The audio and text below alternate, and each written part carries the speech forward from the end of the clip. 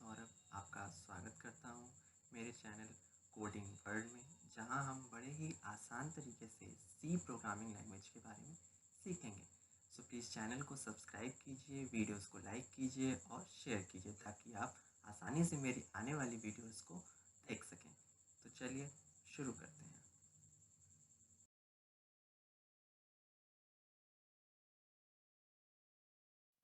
तो आज हम पढ़ेंगे सी प्रोग्रामिंग लैंग्वेज से रिलेटेड दूसरा पार्ट, जहाँ पर हम एलिमेंट्स ऑफ सी के बारे में सीखेंगे। तो आइए देखते हैं।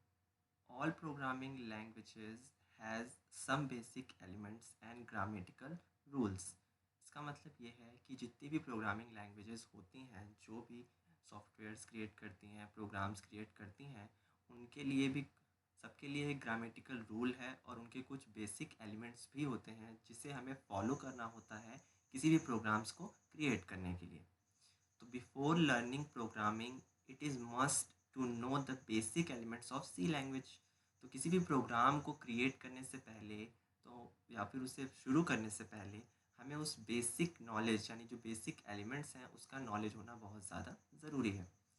These basic elements are character set. ये जो हमारे बेसिक एलिमेंट्स हैं वो हमारे कैरेक्टर सेट होते हैं, वेरिएबल्स होते हैं, डेटा टाइप्स होते हैं, कीवर्ड्स होते हैं, वेरिएबल डिक्लेरेशंस होते हैं और एक्सप्रेशंस भी होते हैं, और भी काफ़ी सारी चीज़ें होती हैं जो आगे वीडियोस में आपको देखने को मिल जाएंगी।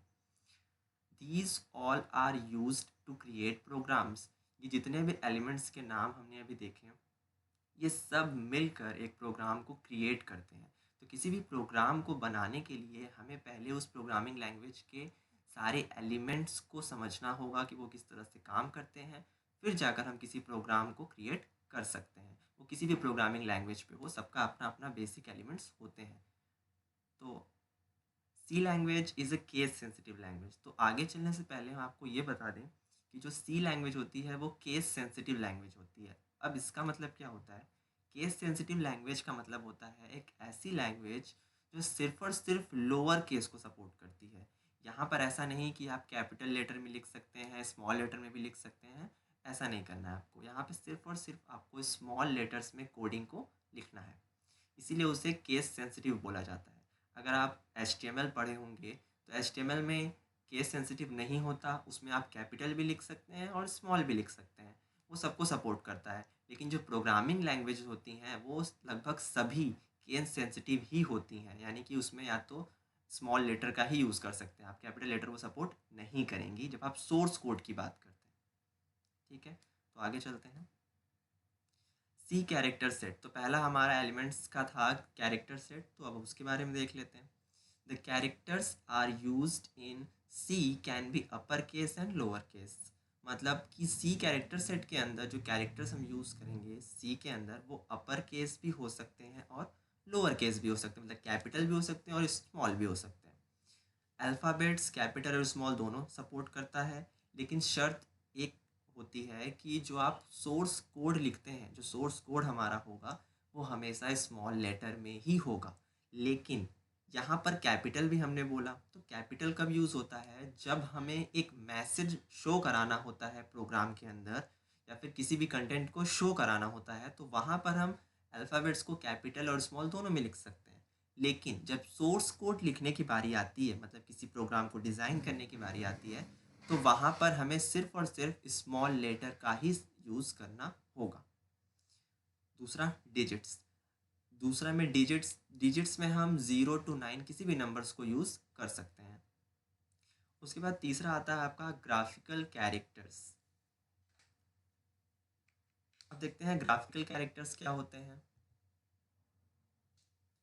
अब ये ग्राफिकल कैरेक्टर्स का मतलब क्या होता है कि कुछ ऐसे साइन जो कि हम अपने प्रोग्राम में यूज़ करने वाले हैं उसे ग्राफिकल कैरेक्टर बोला जाता है। जैसे कि कुछ साइंस हम आपके सामने दिखा रहे हैं। कैरेक्टर प्लस, उसका नाम है, आगे plus sign, minus, asterisk, backward slash, less than, greater than, parenthesis, curly braces, array brackets, comma, ये सारे के सारे आपके ग्राफिकल कैरेक्टर्स हैं। ये जो जितने भी साइन आपको देखने को मिल रहे हैं आपके स्क्रीन पर, वो सभी अब प्रोग्रामिंग लैंग्वेज में उसके नाम से जाने जाएंगे। जो भी गलतियां अगर आप प्रोग्राम बनाते समय कोई एरर होता है, तो जो एरर बताएगा वो हमें इस नाम से बताएगा। तो हमें इसे याद रखना है कि ये जो पर्टिकुलर साइन है वो इस नाम से जाना जाता है। तो ये आपके लिए सबसे ज़्यादा ज़रूरी है, क्योंकि यही एलिमेंट्स यूज़ करके आप आगे प्रोग्राम में जाएंगे। तो इस एलिमेंट्स को आप याद कर लीजिएगा। आगे चलते हैं। नेक्स्ट टॉपिक है हमारा एस्केप सीक्वेंस। अब एस्केप सीक्वेंस होते क्या है, पहले तो ये देख लेते हैं। You can print characters on the screen easily through keyword, but some characters such as new line, backspace, tabs cannot be printed like normal characters।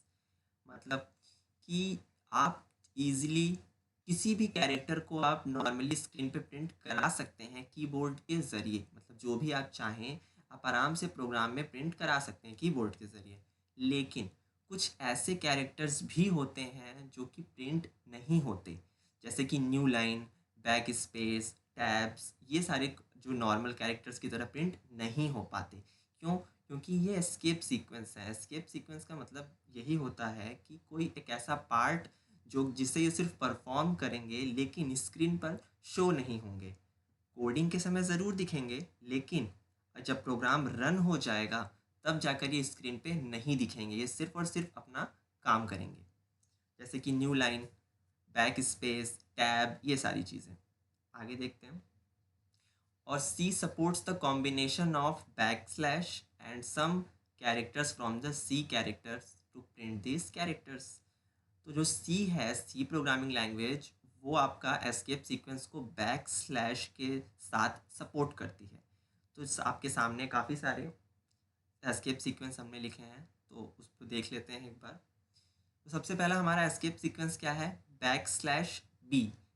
Back slash b का मतलब होता है कि जब हमें हमारे पॉइंटर की पोजीशन करंट लाइन में चाहिए, यानी कि करंट लाइन में प्रीवियस पोजीशन पे चाहिए, तो हम उसकी जगह पर स्लैश बी का यूज़ कर सकते हैं। स्लैश एन न्यू लाइन के लिए यूज़ होता है जब हमें अपने नेक्स्ट डेटा को न्यू लाइन पर लेके जाना होता है। स्लैश ए अलर्ट के लिए यूज़ होता है जब हमें एक प्रोड्यूस करना होता है एक अलर्ट बेल। कैरियर्स रिटर्न हमें उसी लाइन की स्टार्टिंग में लेकर जाता है। फॉर फीड हमें नेक्स्ट लॉजिकल पेज पर लेके जाता है। स्लैश ज़ीरो ये नल कैरेक्टर को सपोर्ट करता है। स्लैश वी ये वर्टिकल टैब होता है। स्लैश एच ये हॉरिजॉन्टल टैब होता है। और डबल बैक स्लैश ये एक बैक स्लैश को प्रेजेंट करने के लिए यूज़ किया जाता है। बेसिकली ये लोग वहाँ पर यूज़ होंगे जहाँ पर हमें न्यू लाइन करनी हुई, या फिर हमारे जो कैरियर जो उसको रिटर्न करना हुआ, या फिर हमें एक डेटा से दूसरी डेटा के बीच में गैपिंग चाहिए हुई, हॉरिजेंटली हो या वर्टिकली हो। ये सारी चीज़ों के लिए यहाँ पर एस्केप सीक्वेंस का यूज़ किया गया है। एक चीज़ ये याद रखिएगा कि सोर्स कोड पूरा का पूरा स्मॉल लेटर में ही होना चाहिए, अदरवाइज़ वो रन नहीं करेगा। क्योंकि सबसे बड़ी गलती यही हो जाती है कि हमें कैपिटल लिखना है, स्मॉल लिखना है। तो यहाँ पे प्रोग्रामिंग लैंग्वेजेस में हमें सिर्फ और सिर्फ स्मॉल लेटर का ही यूज़ करना है। आप देख सकते हैं एस्केप सीक्वेंस सभी के सभी स्मॉल लेटर में लिखे गए हैं। बैक स्लैश के साथ ये अपने प्रोग्राम में यूज़ किए जाएंगे। इन सब का यूज़ हम आगे प्रोग्राम में देखेंगे। तो यहीं पर इस वीडियो को ख़त्म करते हैं। आई होप आपको समझ में आ गया होगा, और अगर कोई प्रॉब्लम होती है तो आप कमेंट में लिख सकते हैं या फिर ईमेल भी कर सकते हैं।